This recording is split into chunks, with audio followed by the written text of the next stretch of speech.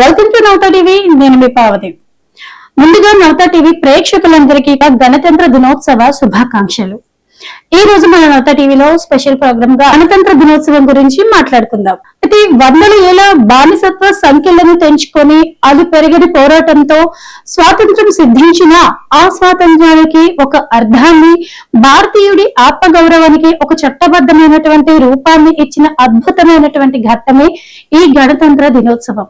ఇది కేవలం క్యాలెండర్ లో ఒక తేదీ కాదు, 140 కోట్ల భారతీయుల స్వేచ్ఛ నినాదం. ప్రపంచంలోనే అతిపెద్ద ప్రజాస్వామ్య వ్యవస్థకు వెన్నెముక వంటి రోజు.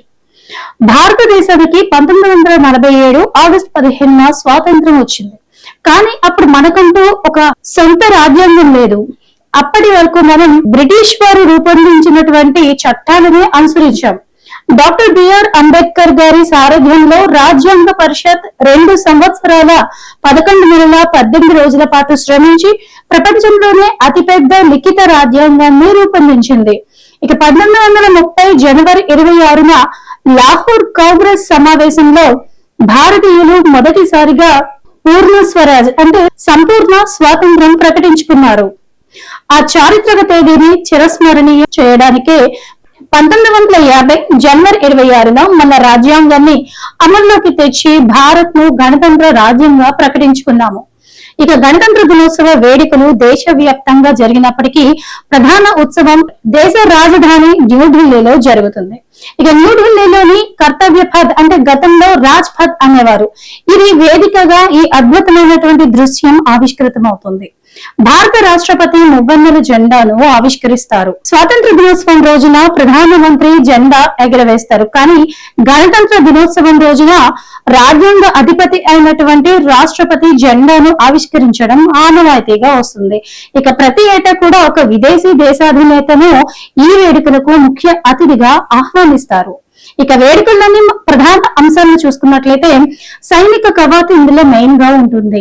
ఇందులో భారత సైన్యం, నౌకాదళం, వాయుసేనల పరాక్రమం, అత్యాధునిక ఆయుధాల ప్రదర్శన కనువిందు చేస్తుంది. ఇక రెండోది ఏంటంటే శకటాల ప్రదర్శన. ఇది ఎలా ఉంటుందంటే వివిధ రాష్ట్రాల నుంచి వచ్చేటటువంటి సంస్కృతి, సంప్రదాయాలు మరియు అభివృద్ధిని చాటి చెప్పేటటువంటి శకటాలు ఊరేగుతాయి. ఇంకోటి ఫ్లై ఫాస్ట్. ఇది గగనతలంలో యుద్ధ విమానాలు చేసేటటువంటి సాహసోపేత విన్యాసాలు దేశభక్తిని ఉరకలెత్తిస్తాయి. పౌర పురస్కారాలు కూడా ఉంటాయి. భారతరత్న, పద్మ పురస్కారాల వంటి అత్యున్నత అవార్డులను ప్రభుత్వం ఈ సందర్భంగా ప్రకటిస్తుంది.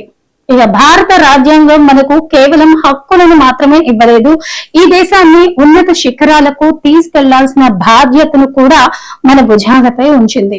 హిమాలయమంత ధైర్యం, గంగమ్మంత పవిత్రత కలిగినటువంటి మన సంస్కృతిని కాపాడుకుంటూ కులమతాలకు అతీతంగా మేమంతా భారతీయులం అని చాటి చెప్పేటటువంటి పండుగే ఇది. ఇక ఎర్రకోటపై ఎగిరే త్రివర్ణ పతాకం సాక్షిగా నవ భారత నిర్మాణంలో మనము భాగస్వాములం అవుతాం. ప్రపంచ యవనికపై భారత్ ను అగ్రగామిగా నిలబెడదాం. వందే మాతరం, జై హింద్. చూసారు కదా, ఇవాళ గణతంత్ర దినోత్సవం సందర్భంగా గణతంత్ర దినోత్సవంపై ప్రత్యేక స్టోరీని మరొక ప్రత్యేక స్టోరీలో మళ్ళీ కలుద్దాం.